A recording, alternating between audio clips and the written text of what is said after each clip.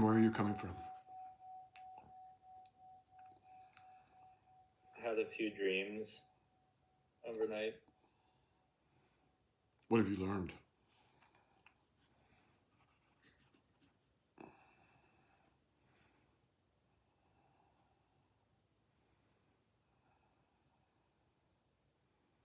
It's not new, but the dreams, tell me a lot. Just the fact that we have dreams says a lot. Learning is what this life is about. One should ask themselves at the end of every day, what have I learned today? Especially at your age. So let's hear about the dreams. So there was a few of them. I think two of them are directly related. Hang on one second. I'm having sound troubles here. Give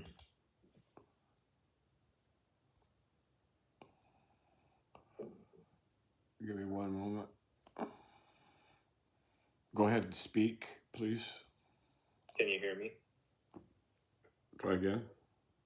Can you hear me now? No. Can you hear me now? David's iPad disconnected.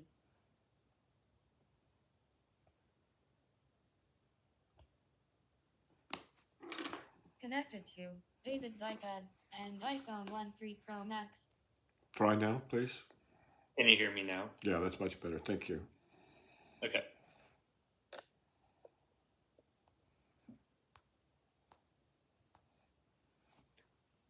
Go ahead. There we go. Okay. Shall I recite the dreams? So the first one, I'm in some big grassy area in a city, almost like the Olympic Stadium in Montreal. Mm-hmm. Big open space, and I noticed there's like a big crane type thing, and people are climbing on top of it. It's really high up in the air, and there's crowds of people on it, and they're diving off of it, and like skydiving off of it almost, but without a parachute. And then they're landing near me, and it's like a grass area, and they're just kind of like landing directly on their stomachs and getting up, and then like it scares me. And then a couple friends of mine from high school, I see her jumping off of it, and one of them lands almost on me, and I like say hi to him or something like that.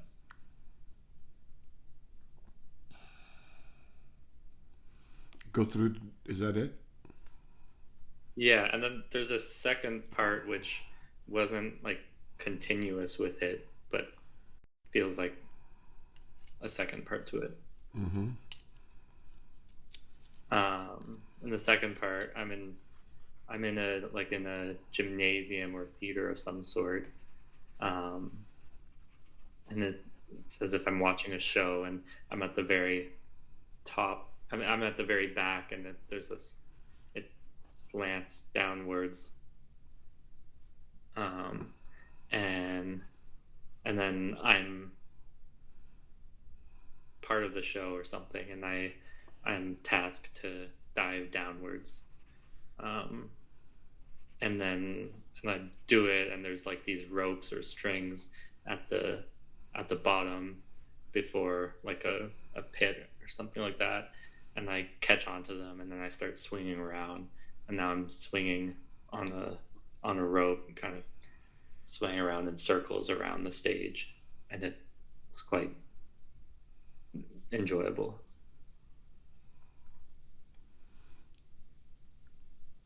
Is that the end? Yeah. Go back to the two dreams. As much detail as you can, and this time include the feelings, the thoughts and feelings that are occurring the whole time throughout the two dreams. Okay. So the first one, I'm outside in the city in a big grassy area, expansive area, it feels like the Olympic Stadium in Montreal a little bit, and it's like a bright sunny day, blue sky, and there's some sort of crane, like this giant crane tower thing that crowds of people are climbing up, and at the very top they're jumping off and they're diving, just like skydiving down, and it kind of freaks me out, it scares me, and I'm wondering what they're doing, and I don't know if I'm afraid that I'm gonna have to do it as well or something. And then they're landing, and there's two high school friends of mine that lands nearby, and I'm like afraid for them, and then I realize that the ground is like, it's grassy, it's almost like it's almost like a net, and so they land okay.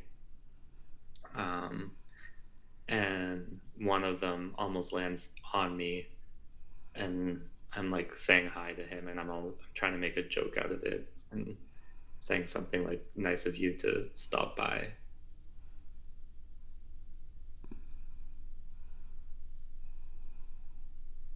And then now the second part, I'm in like some sort of gymnasium, and the memory that comes to mind is like the theater in the auditorium in my high school, and I'm at the very back,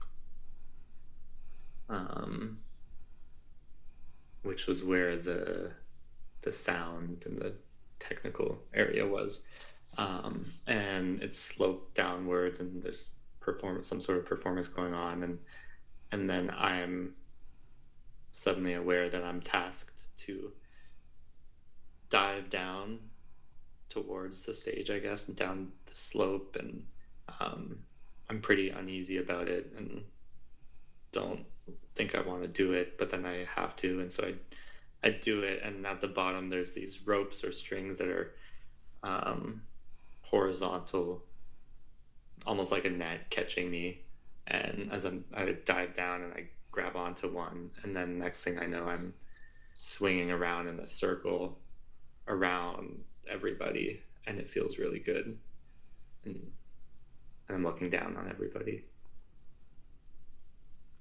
It reminds me of like a circus. For completeness sake, I'll ask you about daily residue.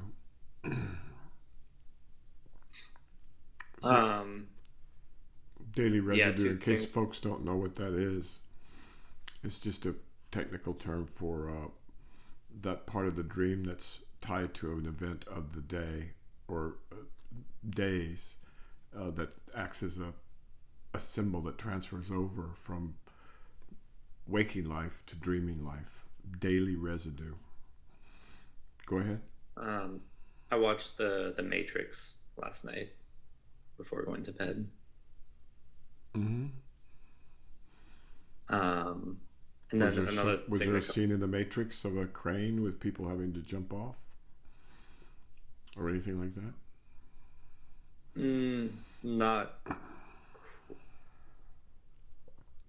Not a crane. Or something like a crane. But it doesn't matter. That's fine. So let's leave the daily residue. Yeah, it just from one building to the next. Yeah, there's plenty of action in the Matrix. Yeah. Plenty of danger, etc. So let's call it part A and part B. What do you make of these two dreams together? I feel like there's a few different aspects. One of them is, a few things come to mind. One, the thing with like these friends I see jumping off the crane is it makes me think about, like, friends that I have that do things that part of me is like, oh, I need to do these things too, because it's just what people do, but I don't want to be part of the crowd necessarily. And there's that tension between those two ideas of being with friends, but not being for lack of a better term, like a sheep in a crowd or something like that. But then on the You sure that's not rationalization? well, like, yeah, that's what I was going to say. Separately from that, it could also be, this is just an activity, and it's just fear, and I'm afraid of doing. It's just showing me a fear. All right, good. So you got fear out of the first one. Now go to part B. The second act. That one is, going past the fear and being rewarded by this good feeling of accomplishing something, I guess. No question. But there's something else. Going past the fear doesn't really convey what's happened here. I'll just skip to the chase. There's an element of mastery.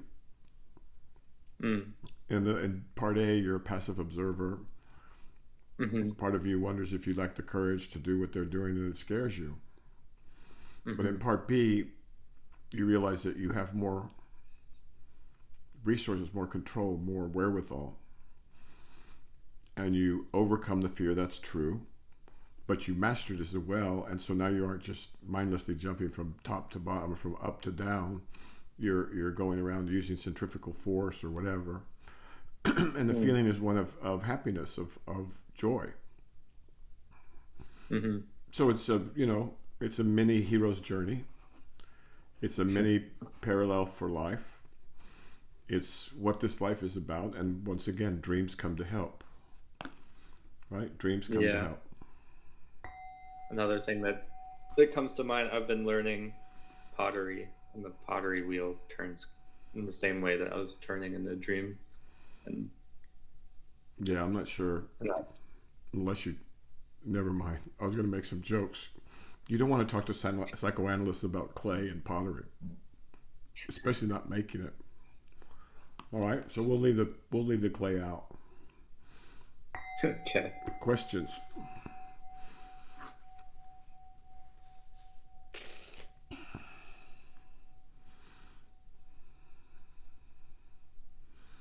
One second.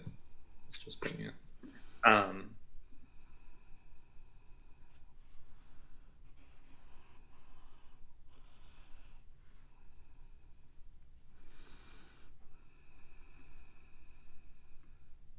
just trying to think if I have anything else to add to that. Don't worry, it'll come up if it needs to. Okay.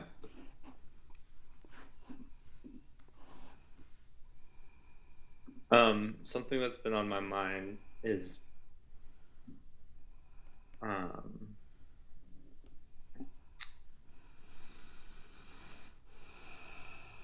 the topic of waking up. I've been thinking a lot about intent and dedication. In this context, I feel like dedication of energy and time, and among everything else, but those ones come to mind. And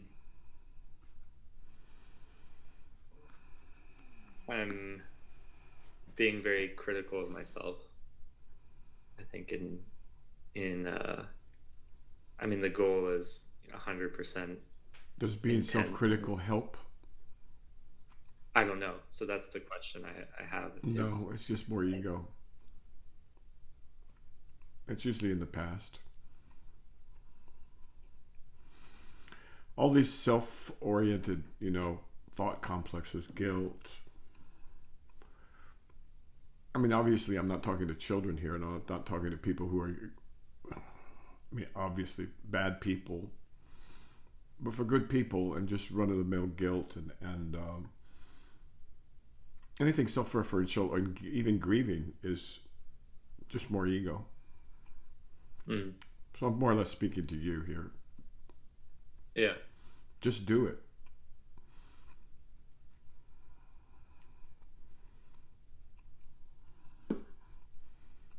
If it helped, you could indulge all you want, self-indulge all you want, but It's just indulgence. Just do it. Mm. What my teachers would say was, and they got this, I think, from the Zen guys, or maybe it was just the samurai guys. Fall down 7 times, pick yourself up 8. Just keep going, ride the wind. That's helpful. The wind. If you just let it be, and your intent is sincere, they'll be away. You don't have to worry about that. You just have to align yourself with it and get your friggin' mind out of the way. Mm. If a thirsty man is looking for water, he's going to find it if there's any water there, right?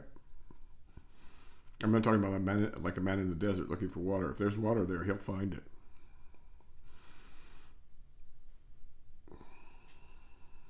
He doesn't have to worry about the byroads of, oh, I should have done this, I could have done that, I should have turned this way, back there, all the shouldas and the couldas and the wouldas. It's just ego. On this path. It's not so much like shoulda, coulda, woulda. It's more like, am I missing something? Like, what am I missing, or am I doing something wrong that I need to be doing better to achieve this? Well, if it's concrete and you're saying, I'm reading the scripture upside down, or I'm reading this at the bar, with 3 beers in me, then maybe you are, but it's very simple. You just stop, course correct. Right. The image of a ship, a sailboat going through the ocean, if it needs to correct, it just corrects. It doesn't go back and ruminate about what was back there 2 days ago. Mm. And if you're doing something wrong, you can ask or just correct. Most people know exactly what to do. And then their mind just tries its best to stop them from doing it, using all kinds of mind tricks. The mind specializes in devil talk. Mm-hmm. Yeah. So that's why you gotta, not pay much attention to that dog. Okay? Are there ways to, this seems to happen a lot, and then you pointed out, and it's becomes obvious. It's what the mind does. It doesn't happen a lot. It happens all the time. Right.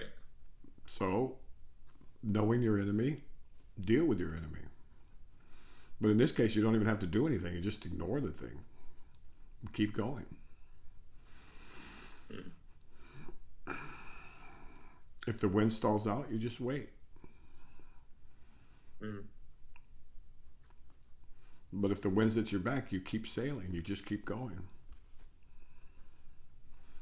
You don't worry about a trail. There is no trail for any of us. Right. It's like birds in the sky, the tracks that they leave. Look for the tracks of birds in the sky and you'll get an idea of what I'm referring to. Okay, sir? Look, the what? The tracks that birds leave when they're flying through the sky, they leave their tracks, right? Mm. Look for them. You'll see what I mean.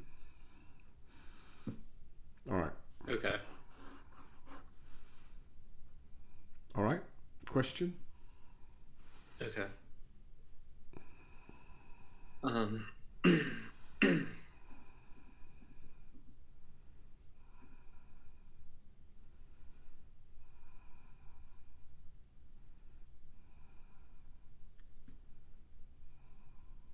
So related to that, I think that might have already been answered, but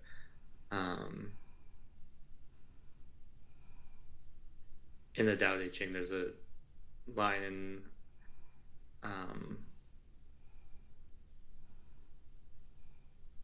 I love me some Tao Te Ching. The real one. Yeah, I misplaced my copy, but it's just roughly, what does it say? it says that to force it, you will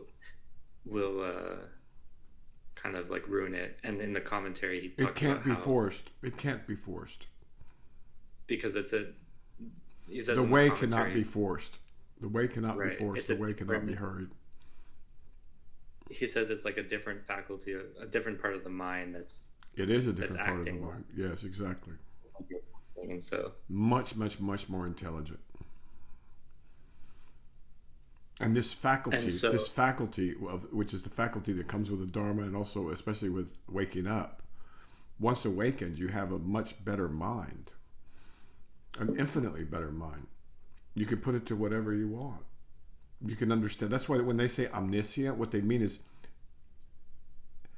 a mind such that it can know whatever it wants to know of what is known. Omniscience, omniscience. Clary pronounced it omniscience. omniscience. Yeah. What does omni mean? Look it up, please. I don't know. Yeah, please look it up. People talk about the multiverse when they should be speaking of the omniverse, in my opinion. Omni is a Latin prefix meaning all or every. All and every.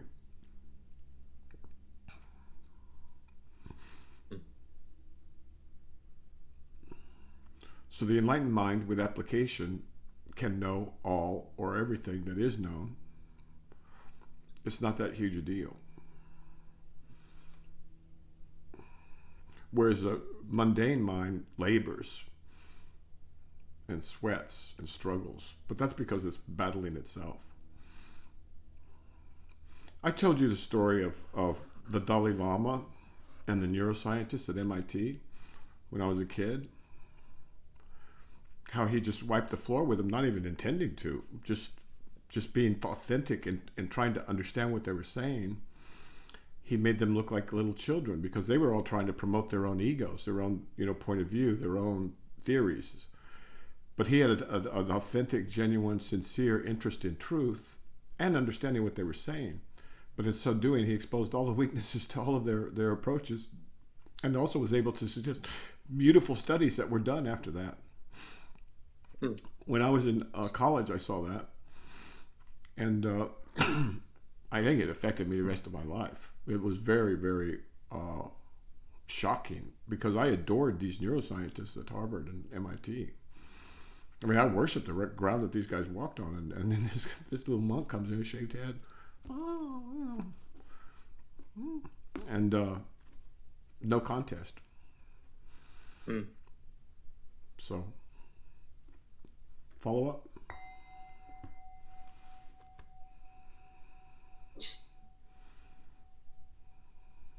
Love that guy. I don't know what the world's going to do without him. But like all of us, his days are numbered. He's getting up there. He just got out of the hospital. But I think it was just for a knee replacement or something like that.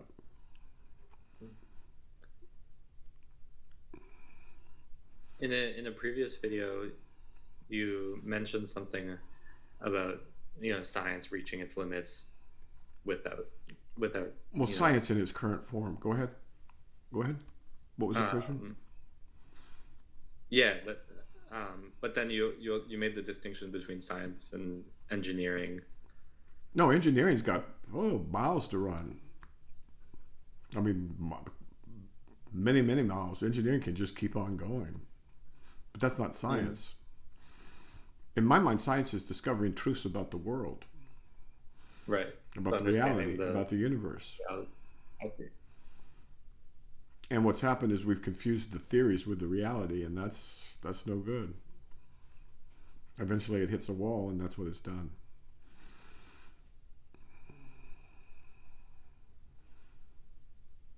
Real scientists know this. But like almost everything else in life, real ones are hard to find. Right. I read a quote this morning. I almost posted it.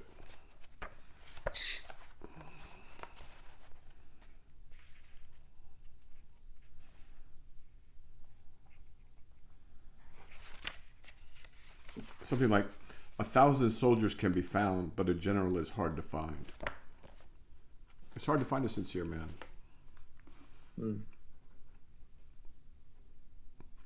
Okay. You know who else pointed this out was, who was the guy who walked around with a lantern in the middle of the day? In Greece, the Greek philosopher, looking for an honest man. Diogenes. Lived in a barrel. Got in a lot of trouble too, I think, for pointing out the truth to folks. Diogenes. Okay. Diogenes. Question. Well, do you know the story of Diogenes? I'm not I sure think it if I was do. Diogenes. It could have been a Sufi. Also, there's this, who knows? But some philosopher was known for walking around town in the middle of the day with a lit lamp. And people would come up to him and say, "What's the matter, man? You crazy? What are you doing?" He says, "I'm looking for an honest man."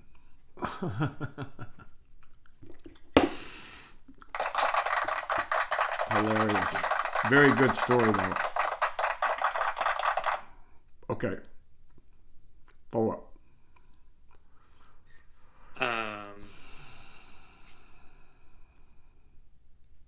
No follow up there, but I wanted to ask about the 7 stages with the Sufis,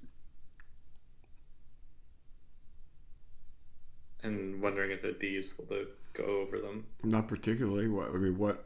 Just ask about one stage. Okay. Westerners need a progression. They need a hierarchy. They need a step by step. And I suppose that's okay from one side, but from the other side, it's all silliness. But go ahead. What stage are you going to pick? 1 second, I need to bring them up. Which books are you going to refer to? I can. Let me see. I have the Sufis I could look at, or I can ask ChatGPT to give. Well, then why do you not need to? I mean, why are you asking? I guess is a real question. Well, move your head this way, I please, guess so I can see you. Move your head this way. Good. Yeah. Ask me a question. Ask me a question. How about that? An idea. A real question that comes from you. Not about something, except for your own endeavor. Right. Well, I'm wondering what the use of them is. None for you right now. No use for you right now. You're reading the Avatamsaka, I presume. Yeah. Yeah, no use. No use. A distraction. Okay. We want questions from your lived experience, not academic. I mean, you can get academic anywhere. You go to some college somewhere and get a PhD in Buddhist studies, or in Sufism, Sufi studies, or some such thing. That's not what we do here. Although the books are very, very precious, you understand the distinction, right? Yes.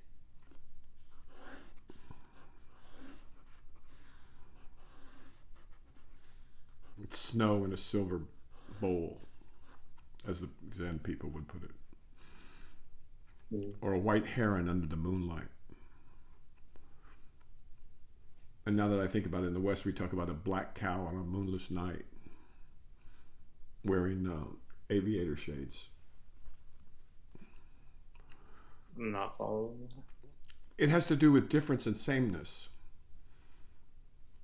It has to do with non-discrimination, but discrimination.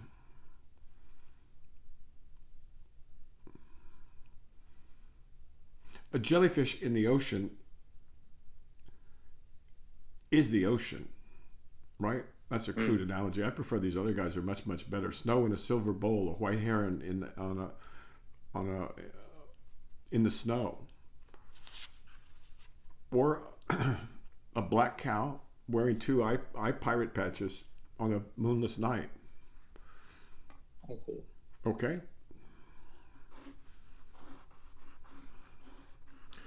Difference and sameness are differentiate.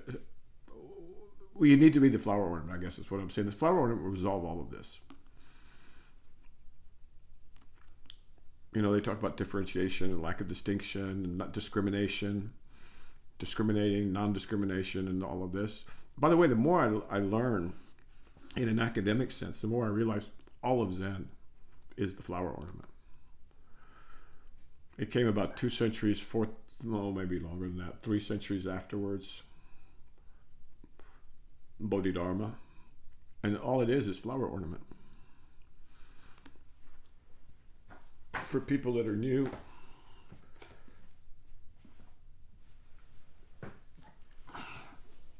it's this beautiful sutra to be read from front to back. If you're impatient or lazy or whatever, not much can be done for you anyway. So it's for sincere people, sincere students who want to wake up.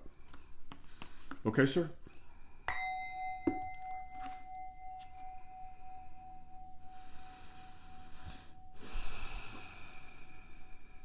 So I'm having trouble formulating questions right now because I feel like with the Avatamsaka and turning the light around, I've been doing it and it feels like it's just a matter of doing it to the fullest extent.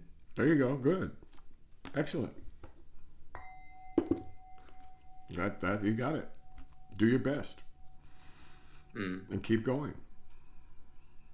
But sooner or later, some questions will arise, if nothing else, about the text. And what it means, right? Parts of it. I mean, he did a heroic job translating this Sanskrit into English.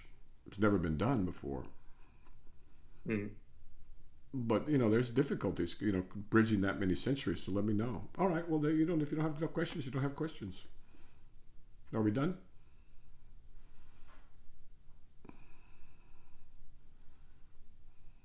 I think so. Yeah, figure out where you are. Like right now, where are you?